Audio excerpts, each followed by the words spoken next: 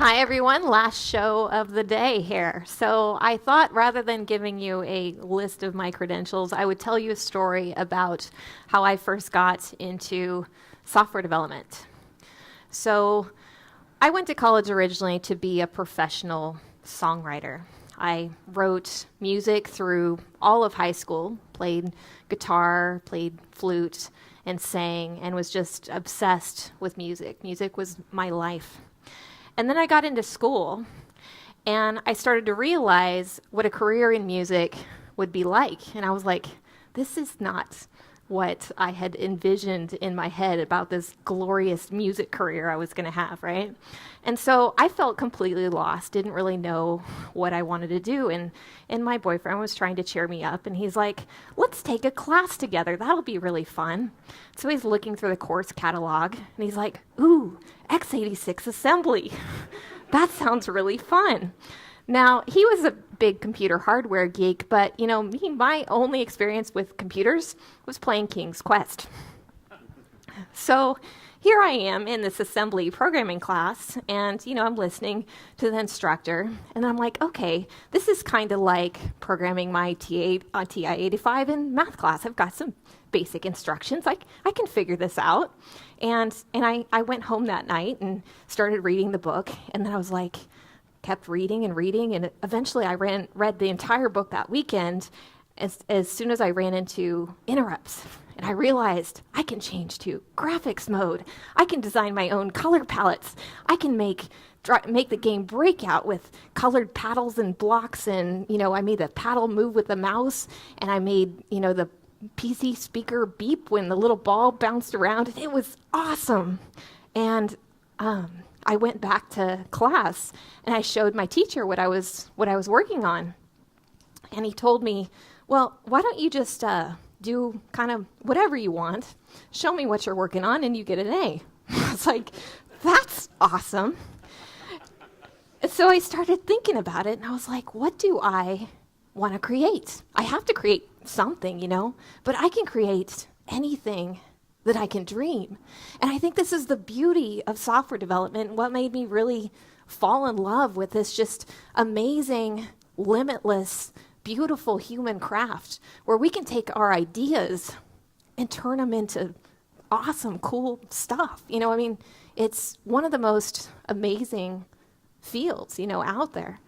And then, with our dreams, we keep pushing the boundaries of what's possible over and over again with bigger and bigger dreams. But there's always one constraint that we can't do anything about. Somehow, we have to find a way to design around our human limitations, right? And as the work becomes more difficult, the costs and risks start skyrocketing. And that boundary with respect to our human limitations, that's the edge of chaos. That's the thing we have to come up with some way to manage. And there's been this central theme resonating through every talk pretty much of visibility. Somehow we have to find a way to make all these things visible so we can find a way to design around our human limitations. So I happened to stumble into a solution to this problem about 8 years ago. So I was working on this really great team. We were disciplined with best practices and constantly working on improvements. We had CI, unit testing, design reviews, code reviews, all that stuff that you're supposed to do. And despite all this stuff, I ended up watching my project hit a wall. And by hit a wall, I mean we brought down production 3 times in a row and then didn't ship again for another year. Last time was totally my fault. But, when I had this experience, it just completely shattered my faith in best practices, because here we were doing all the things that we were supposed to do, yet it wasn't working out, and we were failing anyway. And so we got in this retrospective meeting, and we're like, what are we supposed to do? We're doing all the right things. And so one of my teammates said, well, if we don't understand a problem, we should collect data. So then we started thinking, well, what data would help us understand this problem? And so I thought the problem was technical debt that was building up in the code base and causing us to make mistakes. And so I wrote this tool that could detect high-risk changes in the code and let us know where we needed to do extra testing. But what I found wasn't what I was expecting at all, and that most of our mistakes were actually in the most well-written parts of the code. It wasn't in the crufty code that was full of technical debt. Most of our mistakes were in the nice modular code that was written by our most senior engineers. And at first I didn't really know what to do with that. So I started digging around in the data, and the correlation I did find was this. We made significantly more mistakes in the code that we didn't write ourselves. So that made some sense, lower familiarity, increasing the likelihood of mistakes. But I couldn't help but think there had to be more to the story than this. I mean, this is what I knew. When I had to work with complex code, it was really painful. But what made development actually feel painful? And so we started keeping track of our painful experience with the code and visualizing it on a timeline like this. So the pain starts when I run into some unexpected behavior and then ends when the problem is resolved. So this is like 5 hours and 18 minutes of troubleshooting. Would most of you agree that's pretty painful? So the amount of pain then was driven by two factors: the likeliness of unexpected behavior and the cost to troubleshoot and repair the problems. And so if we wanted to understand the things that were causing our pain, we needed to understand the things that were causing these two factors. And so we started breaking down our problems into categories. And what we realized as we were doing this is that most of the pain was actually caused by human factors as opposed to problems in the code. So for example, stale memory mistakes. So this is when I have an idea in my head about how the code is supposed to work, but it doesn't work that way anymore because somebody changed it. That ever happened to you? Or ambiguous clues. So this is when you're running an experiment and there's multiple possibilities for how a behavior can occur, and you make a bad assumption. Down the rabbit hole you go, troubleshooting for hours. So these aren't really problems inside the code itself. This is a function of how we interact with the code. Or the way I think about it is pain occurs during the process of understanding and extending the software. And so we started optimizing for what I call idea flow, or this flow of ideas between the developer and the software, rather than optimizing the code itself. And we did that with the help of a data-driven feedback loop. So my team ended up spending tons of time working on improvements that didn't make much difference for almost a year. And we had tons of automation, but the automation wasn't catching our bugs. And we had well-modularized code, but it was still extremely time-consuming to troubleshoot those defects. And then we started asking, what are the specific problems that are causing the team's pain? And that's when everything changed. And I learned one of the most valuable lessons in my career. The hard part isn't solving the problems, it's identifying the right problems to solve. So what exactly are we measuring with idea flow? So what I have here is, these are these initial tools that we put together that they're not fancy. So they integrate with your IDE. Right now, IntelliJ only, though we're working on rewriting all this stuff. But we're basically tracking the time spent on troubleshooting, learning, and rework. And you can track notes, keep track of what task you're working on. And I'm actually going to do a demo in a minute, so you'll get to see this in action. But these visualizations that I was showing you, we call these idea flow maps. And the red stuff here, we call this friction. And then basically all we're doing here is anytime we have a problem that takes longer than 20 minutes, we categorize the particular problem type that we're having with a simple hashtag system. And then we add up the pain by category to figure out what's the biggest problem we should solve. And we kind of talk through all the different possibilities. Not rocket science here. But one of the things you start to notice with this is it makes you really wonder, does absolute quality even exist? Like, we can both be looking at the exact same code and have a totally different experience with it. And what you start to notice when you're measuring idea flow is there's a huge discrepancy in whether the ideas are understood or not on either side. But with these visualizations, you can actually see and measure that discrepancy. And the idea flow measures experience difficulty with the code. So it gives us a way to objectively look at that relative difference of what's actually happening in our experience and find a way to design around our human limitations using explicit data. All right, here we go. So this is like a halfway demo. So I did a video recording of it, but it's kind of mini interactive, so this still might blow up. We'll see how this goes. All right. So this is just IntelliJ, and the tools look kind of like this. So I'm going to create a new idea flow map, and it's just a IFM file, and you give it a name, and we just check these in a Git repository. And as you're going and looking at various files, so I might edit a file here, or I might have a file that I'm just looking around trying to understand the code. And as I'm browsing around at various files, it's spooling all this activity out to a file, so telling me how long I'm interacting with things, whether I'm modifying stuff or not. All right, so the first thing I'm going to do is learn. And you notice it asked me, what question is in your head? So this is based off Pomodoro technique. And basically, try and clarify what is the question that you're trying to answer, what is it you're trying to learn. And in this case, I'll type in, how does this frequency bucket work? So this is the code I have before. So I've got this frequency bucket spec here, and counting the total number of samples by type, and I've got 2 apples and 1 banana sample. Here's what the code looks like. It just has a bucket with a from and to range. You can add samples, and it updates the frequency in this frequency map by key, and then we get the frequency back by group key. And so now I'm going to write a test for this. So we'll fill in the assertions here.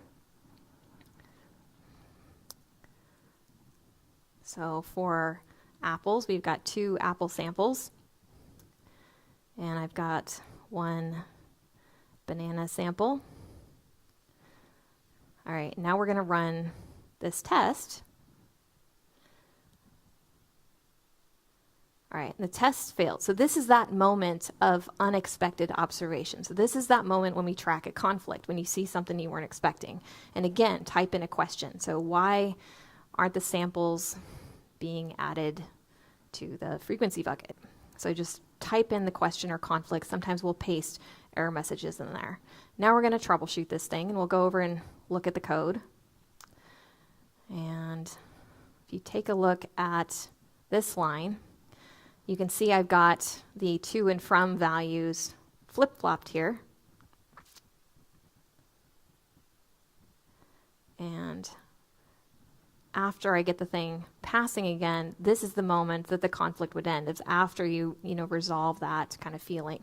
So one of the things I think is really interesting here with respect to flip-flopping things is you start to notice these different types of mistakes and patterns that you never really noticed before in terms of different types of association. So for example, in this case, to and from, we see all the time in the context of email in the opposite order. And so it's really easy when you see those things in email order to go, oh, that looks fine. That looks like how I'm used to seeing it. And so even though there's nothing wrong from a semantic meaning standpoint in this context, you start to realize that there's ambiguity in these cross-context cases that we really easily miss a lot of things like this. And all of these kind of human factor mistakes, when you start recording experience, start coming out in the data. So it's just fascinating to start seeing all these things. All right. And now once I've recorded my conflict, I can open up my idea flow map. And you can see kind of the blue learning band there and the conflict we ran into, and you can kind of hover on them and see the details that we added in. So this would give you an overview of all the stuff you ran into along the way. And then there's a kind of detailed file activity view. You can see the files you edited are in blue, and how long you edited everything. So these tools aren't fancy. Like, we just wrote these tools for ourselves, and we're working on make them more enterprise-ish. But, it gets the job done for simple kind of experience review and giving us some data that we can do programmatic aggregation and stuff on. How about that? I did a demo. All right, so what types of problems can you see in this data? So a couple case studies that I think are kind of interesting. So I was working with this great team, and they had this huge mess of a project that they inherited. It was this 12-year-old project where all the original developers had left. And this is what it looks like when you're spending 90% of your time figuring out what to do and 10% of your time actually doing stuff. So one of the common patterns you see is the loss of familiarity on a team causes this enormous impact in how much friction you experience. And this team, they had all this code, and they didn't really know what to work on. And so they decided to set their improvement focus as increasing unit test coverage by 5%. Seemed like a reasonable thing to do.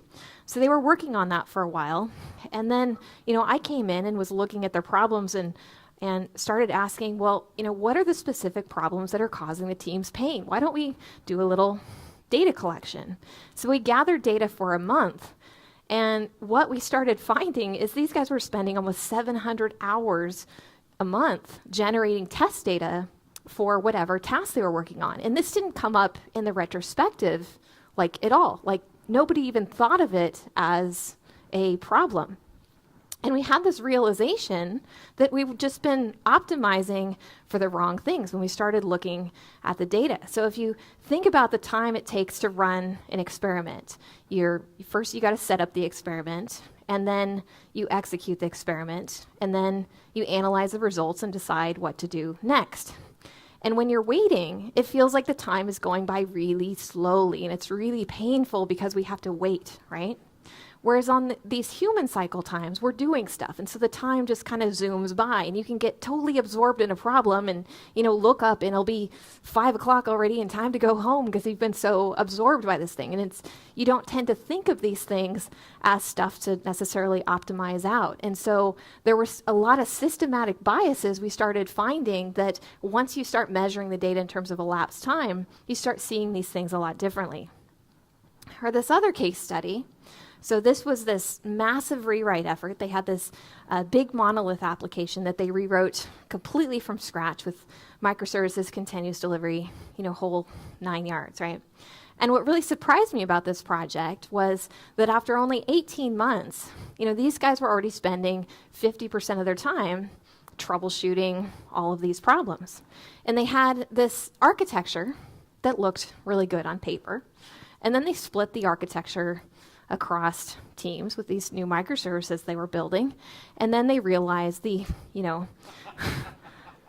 design had some flaws. And the complexity kind of basically shifted to the integration space. But once they had the dependencies split across teams, they were kind of stuck, like Conway's law effect. They couldn't really adapt because it was all in this sort of shared space that nobody owned. And then these are architecture problems, right? Expensive to fix. And so they tried to explain this problem of technical debt to their management. They had this technical debt that was building up, and it was really important to fix right away. But their management said, the project is already behind schedule. How can you possibly justify working on anything other than deliverables? So what do you think they did? Exactly what they were told. Okay. We'll do what you said. That's fine. And so they got in this cycle of chaos of constantly making these high-risk decisions that was fueled by constant urgency. And first there was this time pressure, and then they started compromising safety for speed, which led to an increased number and severity of all these hazards they were running into, which led to more pain and higher task effort, which led to more time pressure, and they just get caught up in this vicious cycle. And there was this classic story of project failure that, we see over and over again on projects where first the problems get deferred, Then the builds start breaking. Then releases get chaotic. Then productivity slows to a crawl. And then developers start begging for time to work on improvements. But no matter what we do, it's never enough. And eventually we get to this point of project meltdown where all the developers end up leave from all the never-ending stress, and we have an exodus in our organization, right? Anybody been there? And so what do we do to solve our problems here? We drink. A lot, right? But really, though, I mean, we've got this culture of hopelessness that's pervasive in our industry because we don't really know what to do to communicate what's going on our projects. But as we know, the cycle of chaos escalates risk, right? So we should see this increase in troubleshooting time, right? So what is the cost of chaos? What does this look like? And I was fortunate enough to be involved with this project right as it was getting into the thrashing stage. And so you could see this project just tipping over that edge of chaos. And this is kind of what it looks like. So I don't have quite enough data to draw a graph like this. So this is extrapolated from sample data, but these are some of the patterns you can see. So first, learning is front-loaded as the team's kind of figuring out what to do. And then there's this rush before the deadline where validation is deferred, and you see this kind of big bubble of troubleshooting time. And then the pain builds, and you see that baseline friction level keep rising on the project. And then eventually chaos reigns, and the unpredictable work stops fitting in the time box. So I'm charting capacity hours over time here. So you can see even though all of these releases were time boxed to the exact same size, the team had to work almost twice as many hours to get this release out the door. But if you think about this, you know, we talk about technical debt and these interest payments like it's 10 to 20% interest. You know, like nobody would think when we're talking about interest payments that you're talking about 50, 70, even 90% of your development capacity, you know, dealing with these problems. And this was only 18 months into a project that was a rewrite effort of a prior mess. I mean, they were doing everything the right way, and it was all falling apart under these problems. This is the biggest cause of failure in our industry. I mean, it's a huge problem with our inability to communicate here. And management has control, but no visibility. And then the engineers have visibility without control. Who came up with this design? WTF, seriously, right? I mean, but this is a design problem. Yet we've had these same organizational blueprints for years, and nobody thinks, hey, maybe we should try and do something a little different. I mean, it's not that things aren't starting to trend toward empowerment and stuff as a necessity, but this is still by far the most common way organizations are run is top-down control, and it doesn't work. Even worse, we've got cultural problems in that managers and developers speak different languages. So if you listen to developers talk, they use words like beauty, elegance, pain, firefighting, explosions. Developers use metaphors of art and war to describe their experience. Whereas managers, it's all cost, benefits, ROI, profits, bonuses. You know, the management world revolves around money. And what we have to realize as a software organization is we design and sell profitable art. And that we need to start thinking about our economy like a big art contest, and that art and money are both important sides of our business. And as engineers, on the art side of things, we pour our hearts into our work. And then the creation kind of becomes an extension of the people. And the creation, you know, might not look very much like the person that created it, but we still have to respect the fact that somebody poured their heart into that piece of artwork, and empathy matters a lot. You know, seeing your creation get stomped on by all this organizational dysfunction is an emotionally damaging experience. We're all just little kids in bigger bodies. I mean, it's a hard problem to solve, but it matters. You know, it matters because the type of organizations we build affect the lives of the people in our community. And if people go home every day from a job where they feel drained, crushed, or like a cog in the machine, it hurts people. And this is sort of the fabric of our society that, at the end of the day is driven by all these problems in our economic system.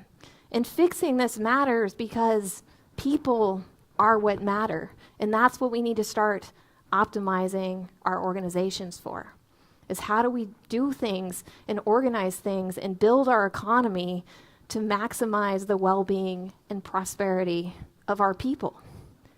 Why else are we here? Is it just to chase money? I mean, really? At some point, it just becomes a game. Or we can do things that, matter to people and start working on organizational structures that support our people.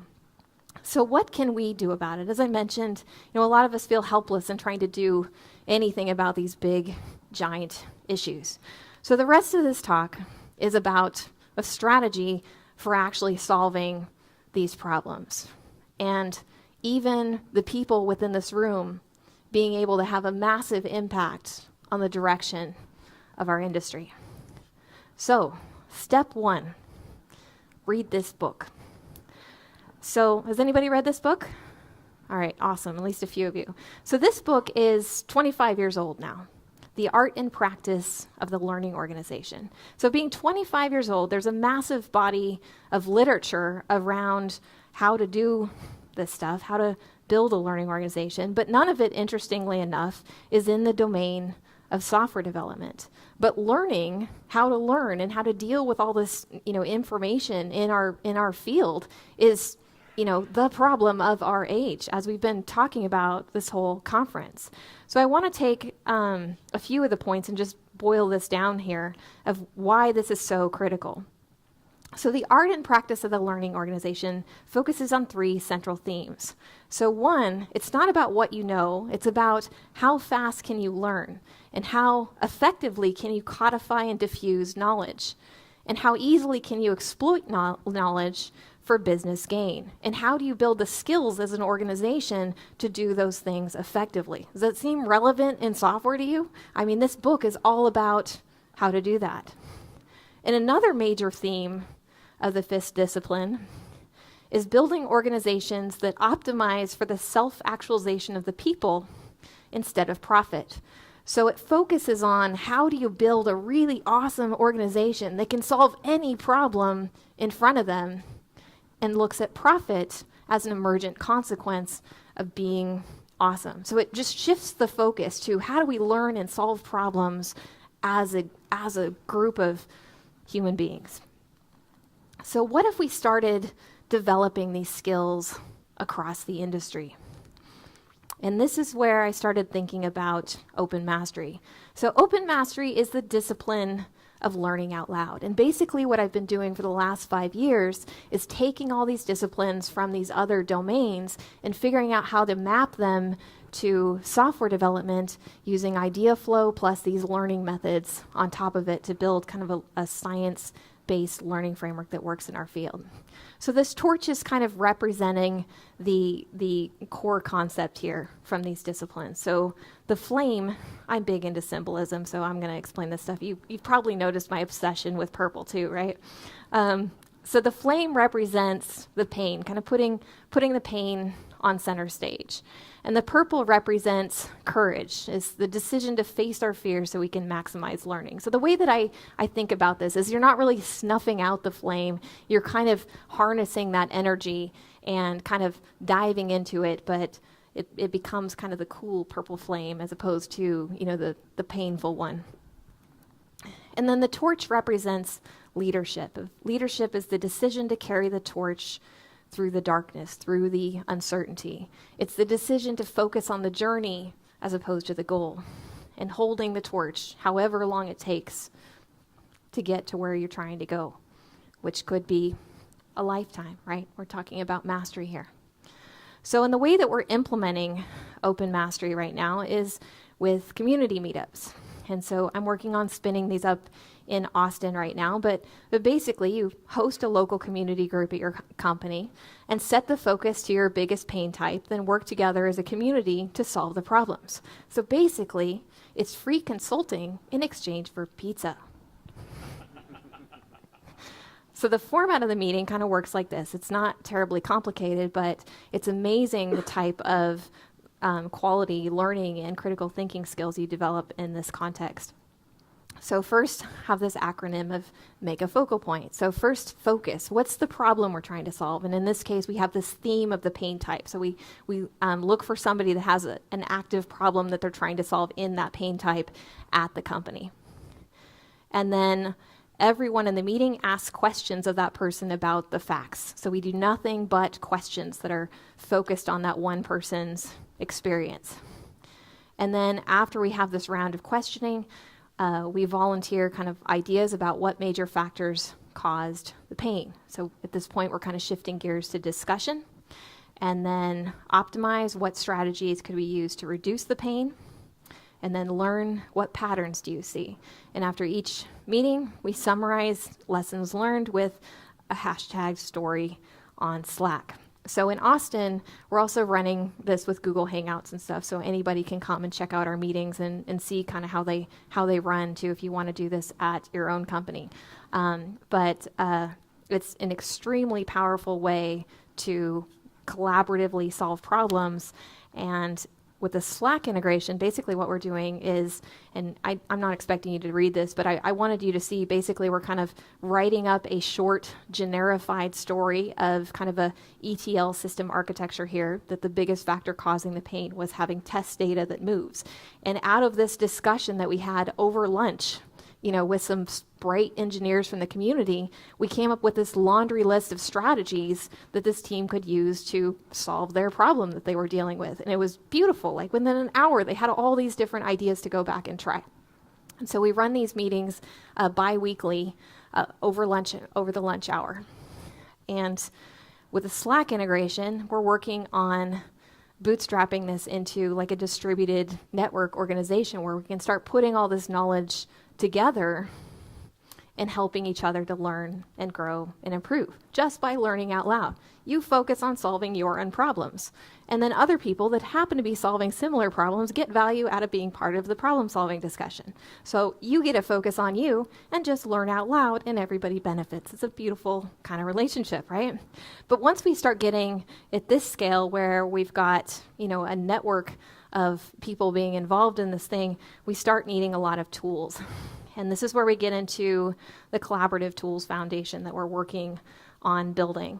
So what I'm going to show you now is kind of the MVP architecture that we're working on that does not exist yet. So you'll need to use a little imagination, but I wanted to give you kind of an overview of what the architecture looks like and what we're trying to build together and support as a community. So the process of data-driven software mastery looks like this. So you can think of this as a foundational architecture for a control system in particular that helps you optimize the quality of your decisions. So what I've found is this works as the foundation for just about anything where you're like, I need a feedback loop. Well, how do I build a feedback loop? I need to figure out a way to support all of these different elements. So first we need a target, a direction of better, if you will. So we want to optimize the rate of idea flow in this case. And then we've got input. So these would be decision constraints. So you can imagine the constraints that limit our short-term choices, like the current state of our code, current familiarity, anything that you have to live with in the short term is a constraint. And then we've got the output, or the friction in idea flow. So this is our pain signal that we're trying to improve. And then we want to focus on the biggest pain. And then visibility is identifying the specific patterns. Clarity is understanding cause and effect. Awareness, stop and think to adjust habits. So this is where the difference between hindsight bias and actually going and altering your decisions in the moment so that you get better output. And then finally, practicing to make the improvements permanent. And since this is a control system, we can make control charts, which is a beautiful thing. So one of the awesome things about idea flow data, and I don't have a lot of background in it here, but my background is in process control and supply chain optimization from the manufacturing field. So once I figured out how to do this type of data analysis in software development, statistical process control, supply chain optimization, throughput accounting, this entire discipline of risk management tools from the lean manufacturing world can be applied in this domain. So basically, this is a simple control chart. I have a target flow and a control limit. So in this case, anytime a problem takes over 20 minutes to troubleshoot, we talk about the problem and categorize the pain type. And in this case, control, we're trying to reduce variability or getting closer to that ideal. And the awesome thing about this being a process control system is we can start measuring process capability and process performance using all of these metrics that we've already figured out, how to do in the manufacturing world. And what we're doing to help developers support, figuring this out, this is obviously easier said than done, right? Is build a AI-based developer insight platform to assist developers in making better decisions in the moment. So things like being able to identify the biggest problems, recognize a risky situation that you're in, suggest potential strategies, provide links to articles. So like, oh, by the way, you should check out this article on Stack Overflow because the last time someone ran into this error, that's what they used to solve this problem that you're staring at right now. Wouldn't that be nice if it just said, oh, click this link here for the answer to your problems? Think things like that. So basically putting the lessons learned of the past at your fingertips. And then this would be a foundation architecture that we build as open source, but allow for people to build all kinds of plugins, whether they be proprietary things or commercial things and stuff on top. So we're talking about the foundational architecture to support this now. And because ChatOps is the new coolness, right? And is a perfect place to put a lot of the ideas for kind of integrating with conversational type flows. We're working on building the core interface on top of Slack. So we'll have kind of microservices stack and then some chatbots that are sitting on top of it. And so the process that I just mentioned, you can see is kind of codified into the Slack channels here. So first, step 0, focus on the biggest pain type. So you can imagine we had a Slack bot here, and we want to set the current focus to alarm pain. And what this might do is configure a set of team dashboards to monitor improvement progress relative to that particular pain type, identify the top causes of pain, and basically put together a dashboard that's relevant to your current focus for the project. And again, this would be like a pluggable thing. So what focus means on your particular team and project can be something different, but we focus on one specific thing at a time so that we can work on improving that thing, talking about that thing. Makes all the difference in the world. And when you're trying to improve 20 things at once, it just doesn't really work. Next one, visibility, identifying specific patterns in the data. So we've got a visibility thing where maybe I can have a command to do a query to show idea flow related data for me related to brittle mocks. And this might generate shareable links based on kind of whatever query I happen to put in there. And I can have all kinds of queries for all kinds of data that might be relevant, but being able to generate links that can anonymize and aggregate data for external audiences and let you have access to, private data, internally, and be able to, take these links and be able to post them to a public forum, maybe before your community meeting, so that you can have some data to show as part of the discussion that's still not releasing proprietary information. And then understanding cause and effect. So this is where we'd start sharing these lessons learned, but have a little more structure around it than what we're doing right now. So what we're talking about doing here with these lesson learned stories is kind of structuring them. So it's like, I was in this situation, and so I decided to apply this strategy. Unfortunately, this consequence happened, about a 7 on a scale from 1 to 10. And if I could do this again, I would have used this strategy to bring the pain to a 2. And the nice thing about these little narratives is we tend to learn through stories. And so what we're basically doing with this is automatically parsing these nice little stories with hashtags into an RDF database and building little mini graphs that look kind of like this. So I have a situation, and I applied this particular strategy, which resulted in this consequence, which was a pain of 7. And I can have that data indexed into my time series idea flow map data, or whatever other consequences I might have. And then I've got this alternative path that's kind of a hypothetical that I should have applied this other strategy, and that should have avoided this consequence. And then I can have a relief intensity mapping there. So I'll come back to what we're doing with this data in a minute, but you can imagine being able to parse all of these stories from all of these different companies, doing the same thing and coming up with a language of having all of these lessons learned in a database. And then having refactor commands. So the other thing that happens when you end up with all these patterns is this ontology becomes kind of a big mess. And everybody has a different way of making sense of all this information. So one of the things we were talking about doing is having a refactor type command that would allow you to bring up a bunch of sticky notes based on whatever your query was. Maybe you could do an RDF query and pull part of a graph in here and put it on sticky notes, and then it generate a link where each person on the team could independently organize these sticky notes themselves, and then you could do a convergence type check and have it highlight the things that are different. And the things that are organized differently, we can talk about those as a team and come up with some way to resolve the differences. And so you start basically comparing these differences with peers, and rather than forcing a shared language up front, you work on iteratively converging toward a shared language. And whatever you end up doing, we save all of these cluster relationships and ontology relationships back to that same RDF database. So you can imagine this is going to end up with a big mess of connections all over the place, lots of different perspectives and ways to look at this data. But the awesome thing about this type of data is it simulates what is very similar to the way our brain works to do prediction. So our general brain rule is what fires together, wires together, right? So you can imagine we're in these situations, and now we've got these consequences, right? And if we see a particular situation, if there's lots of edges that map to a particular consequence, then we're going to sense this pain in relation to that situation that we see. And the result of this is the same thing that happens. We start thinking about all those strategies that we used in the past that related to that pain that we avoided in those stories.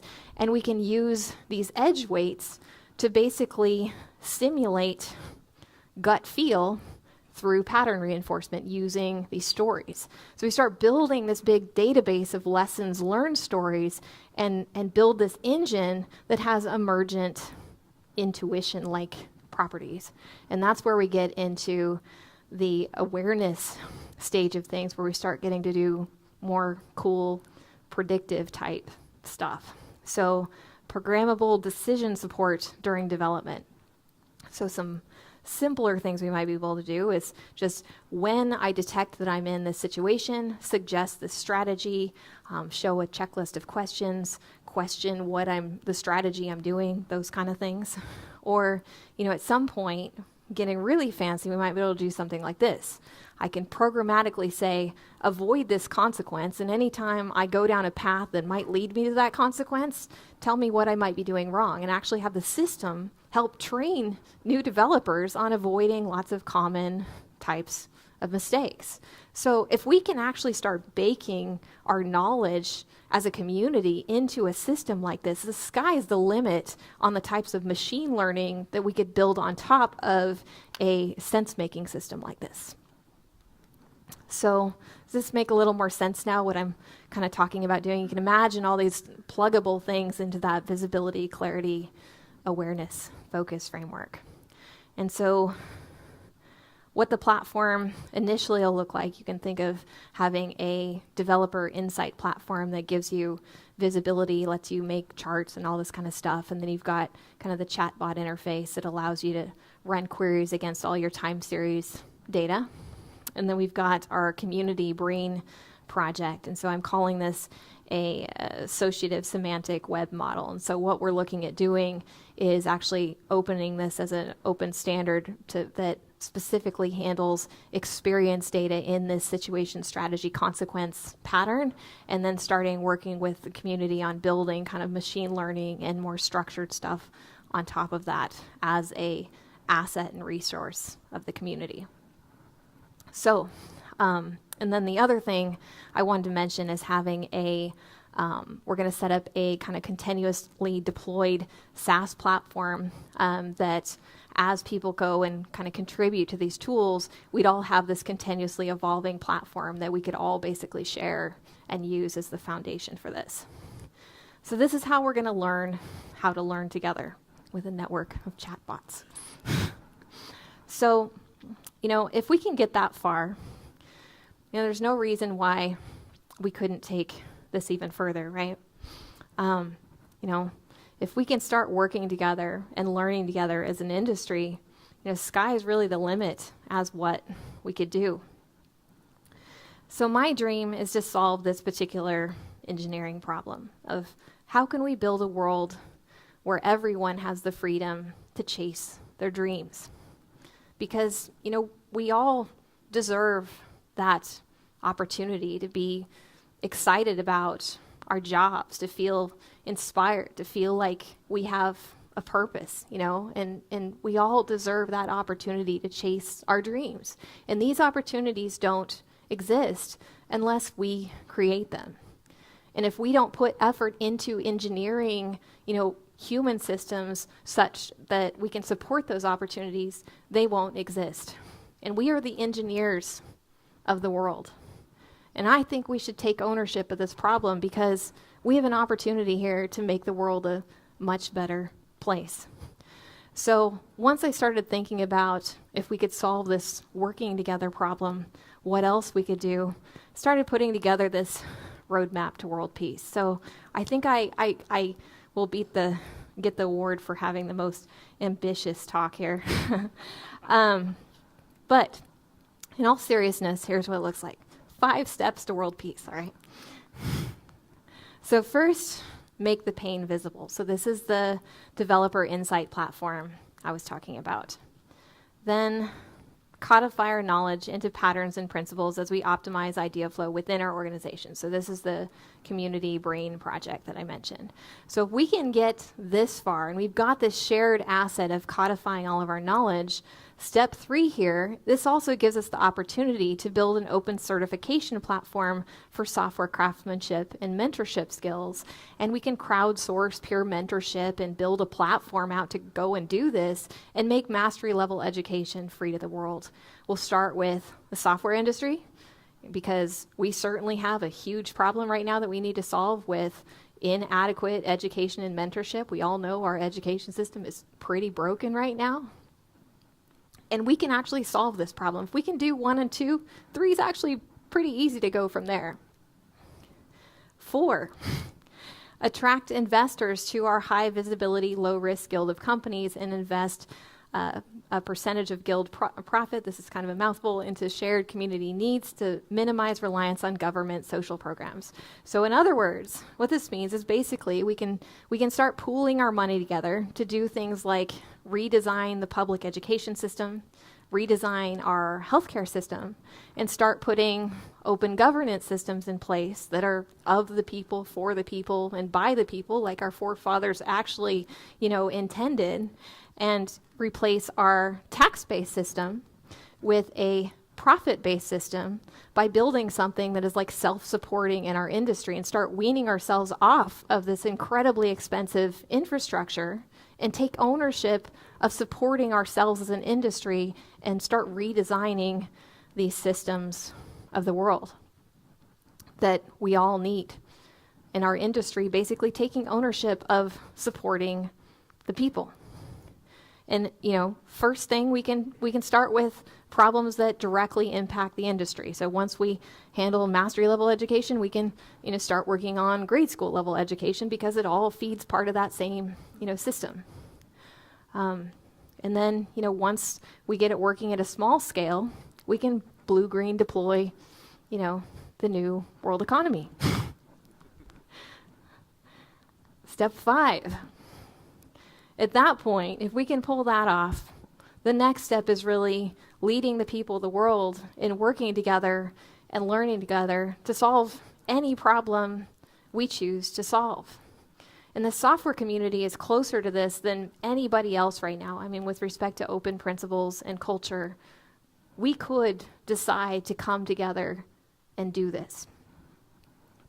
So this is my dream, but obviously I can't do this on my own. And there's a long way to go, but I mean, I think it'll be a lot of fun. We already have an awesome core community built up. And so if there's any kind of specializations or things that you could offer in terms of consulting, ideas, time, effort, anything in helping, especially if at your company you're working on some kind of visibility effort. A lot of people are investing money into this right now just on their teams, but building private tools.